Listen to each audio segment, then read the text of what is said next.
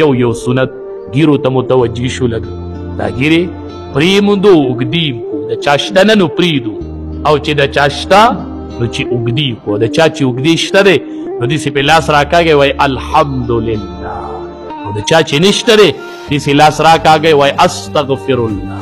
الله ګناه کومه په ګناه کې مبتلا یمه او ګناه د الله ګناه ورته وامه خو الله ته توفیق راکړي.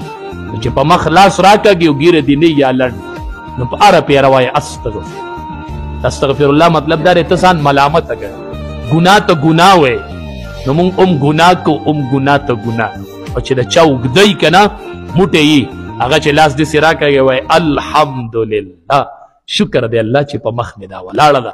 دا د 1,24,000 پیغمبرانو سنت دي. دا ځان ته مه ګرانوئ دا ځان ته مه ګرانوئ. په دې کې سړی بد نه ښکاري دا خوند کوي خوند. دا د ټولو انبیاو و که دا بدنوره لګېدې دا به د انبیاو سنت